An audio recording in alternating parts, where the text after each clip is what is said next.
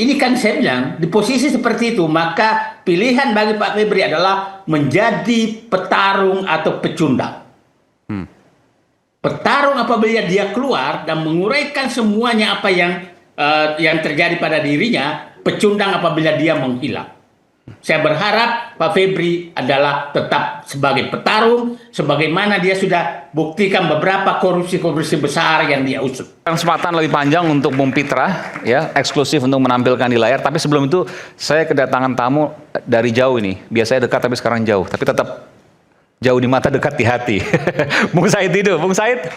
Selamat malam, Bung Said. Lagi di suatu tempat di luar Jakarta ini, ya. Selamat malam. Iya. Saya sedang di 2 hari ini berada di Bangka Belitung, Bangka dan Belitung, pusat pertarungan antara oligarki, pelanggar hukum, penyelundup, bintang-bintang pelindung penyelundup dengan pemerintah tim yang melawan mereka. Jadi luar biasa kayaknya di sana. Ada pertarungan. Nah, pertarungan ini di bawah sudah sangat tinggi. Jadi mohon teman-teman di atas jangan menganalisis karena dampak menganalisisnya terlalu seakan-akan nggak ada masalah di bawah. Sebentar. Ini biar semua paham, Bung Said itu. Jadi maksudnya gimana ini? Di daerah ada dalam tanda kutip pertarungan atau bukan tanda kutip, memang pertarungan. Ya. Di bawah ini di Bangka Belitung ada 2 tim Satgas Trisakti khusus mengenai timah dan Satgas PKH untuk pelanggaran hutan dan lain-lain. Bayangkan bintang 1 saja Satgas itu sekarang pindah-pindah rumah karena ketakutan, sudah diintai terus dampak daripada goyangnya di atas. Jadi jangan seakan-akan berpelukannya Kapolri, Panglima TNI, Jaksa Agung itu tidak berdampak. Itu dampaknya ke bawah karena terjadi serangan balik dari mereka. Yang para koruptor dan oligarki ini yang selama ini mereka sudah melakukan perlawanan di bawah. Oke, seperti yang tadi disampaikan oleh Bung Srirajasa. Jadi ini koruptors fight back begitu? Yes. Oke, menarik. Silakan lanjutkan, Pak Said itu. Hati-hati betul. Saya di lapangan 2 hari ini, saya aja ini mau pindah lagi tempat nih. Nah, karena ketegangan di bawah, karena mereka merasa di atas angin sekarang. Tolong ya, bacaan kita dengan bacaan mereka berbeda. Mereka yang sedang ditertibkan oleh Prabowo lewat tim PKH, tim PKH lewat Satgas Trisakti, mereka seakan-akan tepuk tangan dengan kasus ini. Lepas dari segala-galanya tentang mantan Jampitsus Febri Adrian saya awalnya menganggap bahwa inilah pelawan koruptor. Saya 30 tahun di dalam baru ketemu orang yang seberani ini melawan koruptor. Oke? Lepas pasti menyatakan Anda salah. Oke. Saya menghitung kerugian negara yang sudah diusut beliau mulai dari timah yang 300 triliun, street tax dan lain-lain, CPO, kemudian PKH, itu kira-kira yang diusut itu sudah 1.000 triliun. 1.000 triliun rupiah yang diusut. Luar biasa itu. Lepas daripada bahwa sekarang ada masalah. Oke, saya lepas dari itu. Saya ingin bahwa jangan sampai kasus ini memadamkan obor pemberantasan korupsi yang sudah dinyalakan oleh Presiden Prabowo. Tapi sebentar, saya harus tanya juga, saya harus adil juga. Tapi bahwa kemudian tersangka Febri Adriansyah itu juga kemudian sapu yang kotor kan harus diakui juga, Bung Said. Saya setuju. Tapi jangan gara-gara ini kita sudah berkali-kali mengalami hal seperti ini dan di pucuknya Salma maka obor pemberantasan korupsi berhenti. Masih ingat ada Pak Susno Duadi di sana, masih ingat cicak buaya, masih ingat kasus Firly kepala BPK, ketua KPK. Banyak sekali kasus di atas itu mematikan obor pemberantasan korupsi. Saya berharap jangan sampai kasus Febri ini mematikan obor itu kembali. Saya berharap Pak Febri ini melakukan tanda kutip perlawanan supaya terbuka semua. Jangan ada pemakluman, apalagi tukar tambah kasus. Itu yang saya nggak mau. Intinya ini di tengah-tengah Presiden Prabowo betul-betul berhadapan dengan oligarki, penyelundup, permainan pajak dan lain-lain. Gara-gara kasus ini semua jadi kendor. Ingat, semua kasus yang ada di bawah itu dibawa kejaksaan. Dengan kejaksaan sekarang ini saya takutnya jaksa sekarang dibawa, pengadilan sekarang dibawa agak memihak, bukan agak memihak, sudah memihak kepada pemberantasan korupsi. Kalau ini terjadi kickback oleh mereka, yang saya katakan tadi, bintang 1 Satgas di sini pun pindah-pindah rumah setelah kasus ini. Nah, ini saya sangat takut di Kalimantan, di Papua, di Sulawesi, itu Satgas-Satgas ini. Satgas PKH nih ya, Satgas PKH ya. Ya PKH, Satgas macam-macam. Oke. Nah, karena yang ingat ya, Febri ini ketua Satgas PKH. Oke. Ketua Satgas PKH selain Jampitsus. Nah, pasti mereka pendapat ketuanya aja bisa di amputasi lagi yang di bawah. Iya, oke. Nah, saya hanya ingin mengatakan, mohon semua pihak berhati-hati menganalisis kasus ini. Kita tidak tahu apa arahnya sebenarnya, tapi saya sangat was-was. Kalau ini salah, Presiden Prabowo salah menghandle ini, maka obor pemberantasan korupsi yang sudah dinyalakan dan sedang menyala akan padam. Akan padam. Itu saya, karena ini memang dibutuhkan, tadi istilah Algojo, dibutuhkan Algojo pemberantasan korupsi di tengah korupsi yang sangat besar. Nah, oke lah, bahwa mungkin Pak Febri ada salah, tapi saya menyatakan bahwa saya ini lama, Asabri itu sangat susah, sangat sulit disentuh. Jiwasraya sangat sulit disentuh. Apalagi namanya Timah, itu sangat sulit disentuh. Dia menyentuh itu.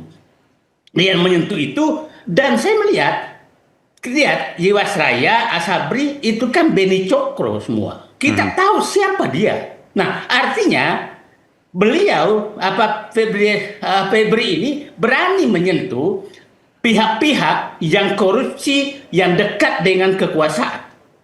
Itu berani dia lakukan itu. Masih ingat CPO, oligarki yang semua itu kan di ini semua. Nah, saya 30 tahun baru ketemu orang seberani ini memberantas korupsi. Saya ulangi lagi, terlepas bahwa ternyata kalau memang terbukti bahwa dia punya masalah, itu kasus lain.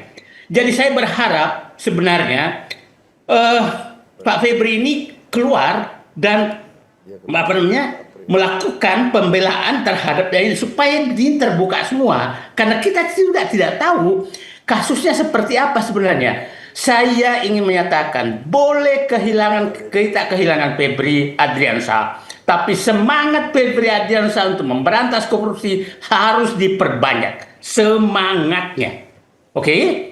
Semangatnya itu sudah. Jadi Anda punya keyakinan, analisis dari apa yang Anda tahu, bahwa kasus Febri Adriansyah, terlepas dia memang ada permasalahan dari sisi dugaan korupsi, bahwa ada perlawanan koruptor di sini. Saya yakin itu. Saya yakin betul itu terjadi. Di lapangan sudah terjadi. Oke?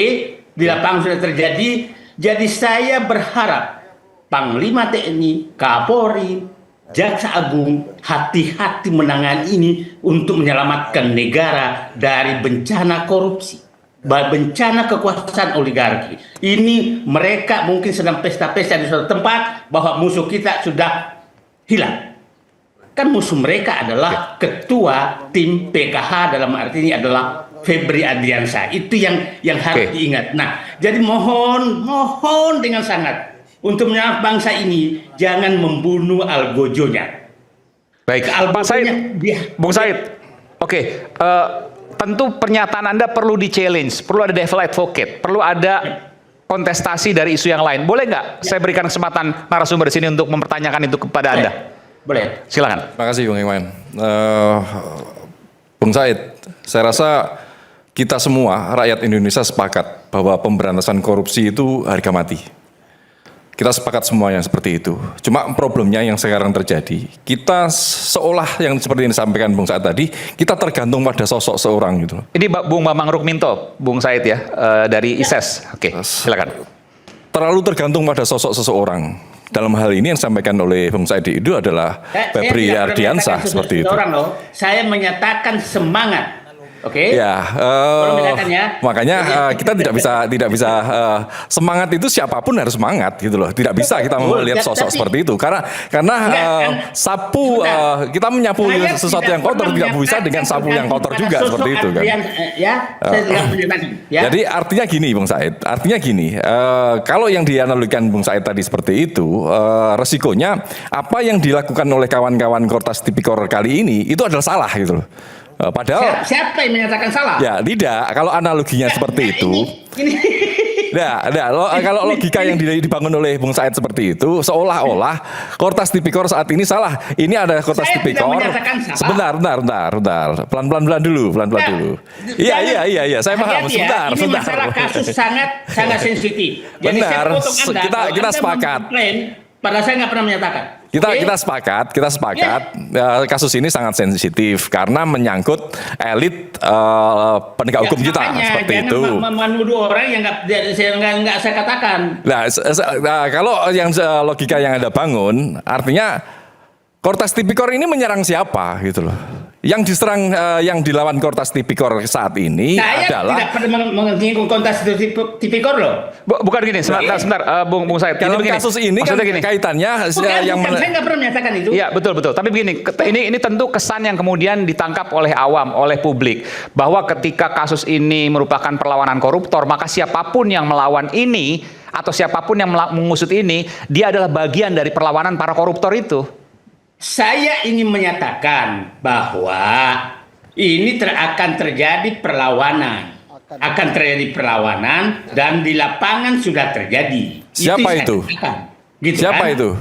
Nah, ini Satgas ini sudah ketakutan. Ya iya, siapa yang ditakuti oleh Satgas?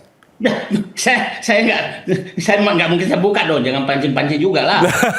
Ya, yang ditakuti Satgas siapa? Kalau kita sepakat bahwa pemberantasan korupsi itu adalah kerja bareng kita, Satgas PKH, KPK, Kortas Tipikor, ya kenapa harus takut gitu loh? Siapa yang ditakuti oleh Satgas? Siapa yang ditakuti oleh Kortas Tipikor? Ya, Bapak nggak perlu. Artinya, kalau kita melihat proses yang sekarang terjadi, memang ada upaya-upaya seperti itu. Makanya ini harus diluruskan gitu loh. Bahwa upaya yang dilakukan oleh Kortas Tipikor itu extraordinary. Memang yang kemarin mulai penggeledahan, kemudian penyitaan, ini kalau kita melihat secara kasat mata, kapan ini perintah dari pengadilan misalnya seperti itu, kita tidak tahu gitu loh. Bahkan kemarin saya juga mendorong kawan-kawan di Kortas Tipikor maupun Polda Metro untuk segera mengumumkan. Ya. Tanpa ada itu kita tidak jelas. Yang kita lawan itu adalah para koruptor, bukan melawan lembaga, bukan melawan kejaksaan, bukan melawan Satgas PKH. Ya. Jadi yang kita usut itu adalah perilaku korup.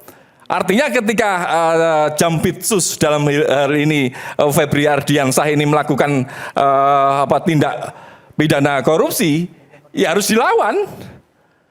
Bahwa itu adalah ditunggangi oleh kepentingan-kepentingan yang lain, kita tidak tahu.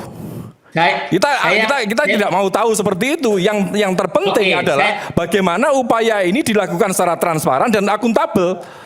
Itu yang menjadi catatan kita seperti itu. Silakan, dan ini harus dibuka, jangan sampai ini berhenti hanya sekedar salam-salaman saja. Yang saya tangkap dari pernyataan Bung Said tadi itu salam-salaman yang dilakukan oleh Jaksa Agung dan Kapolri tadi pagi atau semalam. Ini yang membuat takut di level bawah. Karena mau apa? Ke depan mau apa? Yang saya tangkap seperti itu. Kalau itu saya setuju. Artinya boleh saya bicara? Jangan sampai salam-salaman ini mematikan upaya pemberantasan korupsi seperti itu. Boleh saya bicara? Saya bilang. Silakan Bung Said. Sama kan? Saya akan menyatakan ini tidak bisa diselesaikan dengan salam-salaman. Makanya saya katakan tadi, ini dampaknya ke bawah sangat tinggi. Jadi mohon ini dibuka secara transparan. Di saat seperti ini, saya ingin mungkin Kejaksaan Agung pasanglah foto Baharudin Lopa. Di Kapolri pasanglah foto siapa? Kapolri Hugeng. Di Panglima TNI pasanglah Jenderal M. Yusuf. Tiga jiwa orang itu menurut saya saatnya hadir di hati mereka untuk menginikan bangsa ini. Oke, nah saya dari awal menyatakan kalau ini tersangkanya nggak diumumkan, dari awal saya menyatakan di Kompas TV saya katakan ini bisa ditafsirkan serangan kepada institusi, gitu kan? Karena kan terlambat mengumumkan tersangka kan, udah digeledah. Jadi saya bilang begini, saya ulangi pernyataan saya. Di tengah menyalanya obor pemberantasan korupsi dan semangat pemberantasan korupsi itu menyebar ke bawah, mohon di atas jangan memadamkan itu. Itu pernyataan saya. Oke? Jangan memadamkan itu, bukalah seterang-terangnya semuanya, termasuk kasus Febri Adriansyah.